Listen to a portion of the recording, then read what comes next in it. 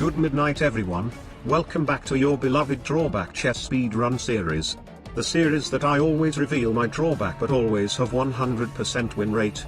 And without any further ado, let's get into today's content. Today we're climbing from 5600 to 5700 rating points. Fixation.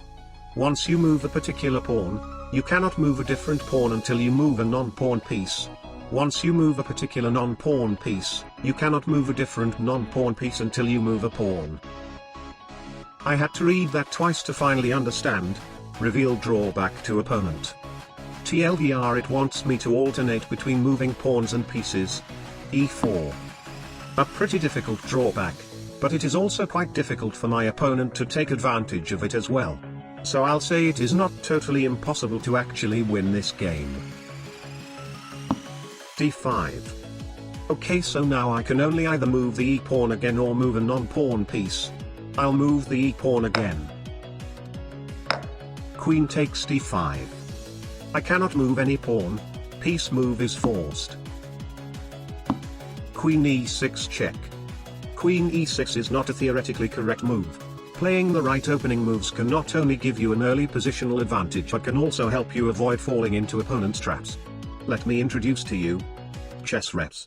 Chess Reps is a platform that focuses on teaching chess openings in a fun and productive way. Unlike watching the YouTube videos, Chess Reps lets you play the lines yourself for a more realistic learning experience.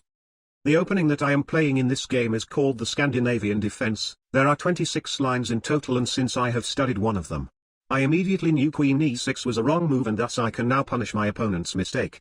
You can learn all 26 lines right now in like 10 minutes on Chess Reps and completely destroy everyone with your Scandinavian.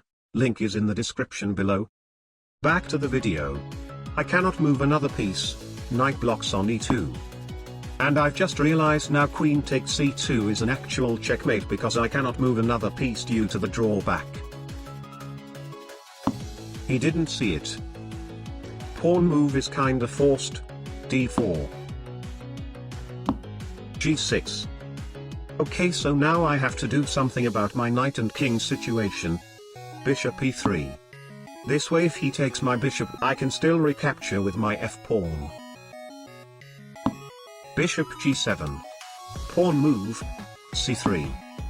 Well, now if he takes my bishop I cannot recapture because I cannot move another pawn. Never mind.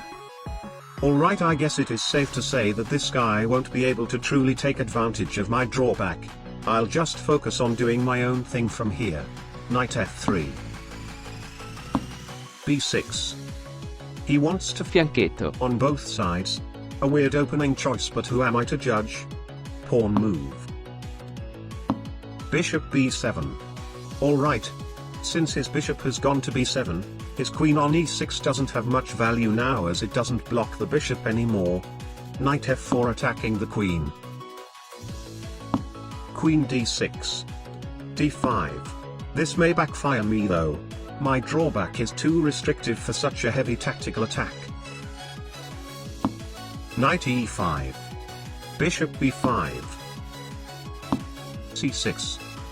I'll take with the pawn. Queen trade. Rook takes d1. Bishop takes c6. Pawn move is forced. a5.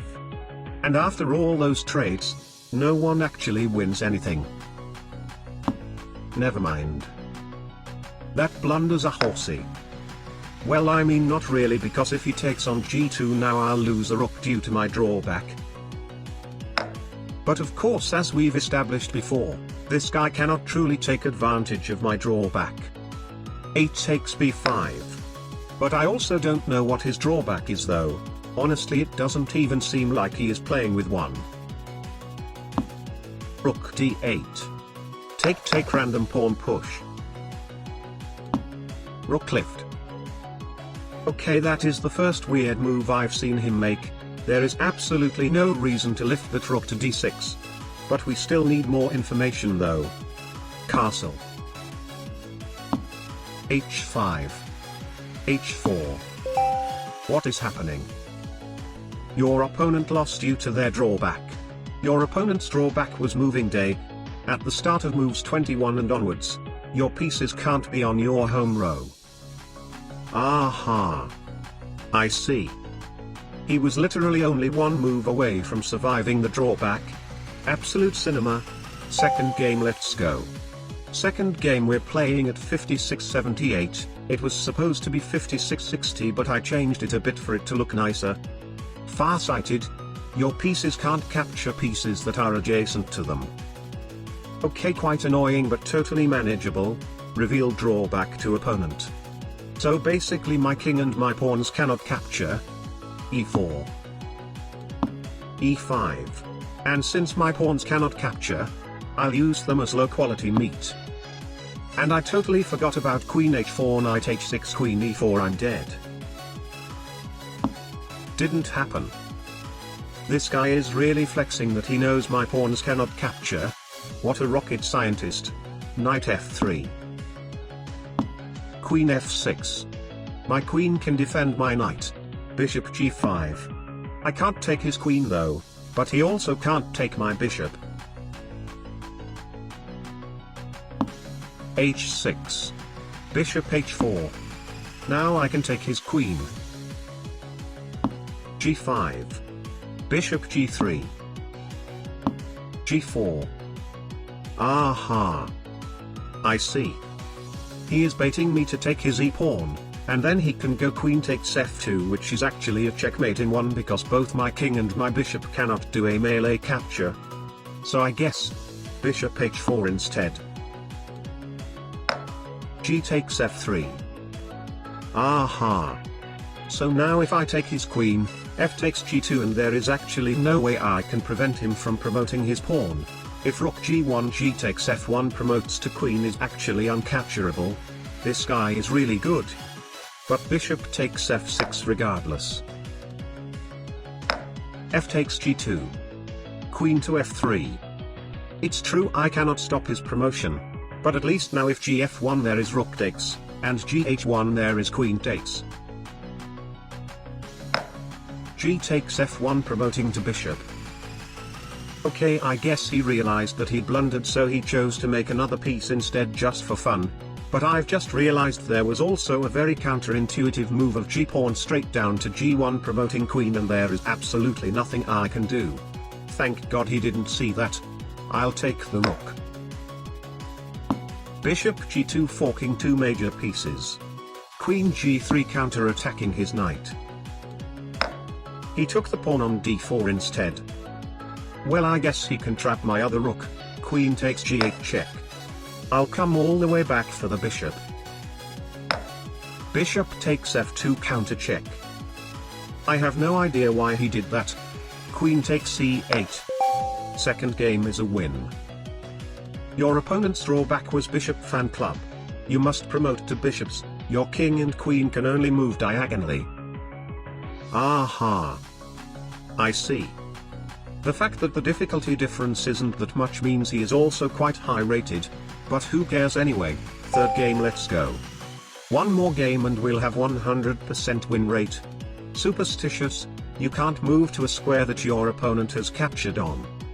Absolutely impossible. Reveal drawback to opponent. e4. Okay, this is straight up a loss because now he can just develop his queen and take everything on my board, and there is absolutely nothing I can do about it. Knight c6. My opponent counter revealed. Horse eats first. As long as you have a knight, you can only capture with knights. Aha. And just as my drawback is about my opponent making captures, my opponent's drawback just coincidentally restricts his ability to make captures. I win. Queen h5. Threatening queen takes f7 checkmate in one. Knight e5.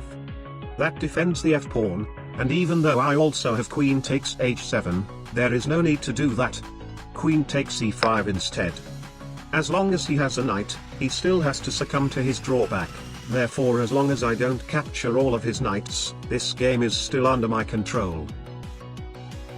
e6. Queen takes e6 check. Need to be careful though, if knight blocks I have to avoid taking the knight. Resignation. 3 wins for 3 games. Drawback chess speed run today. 300% win rate.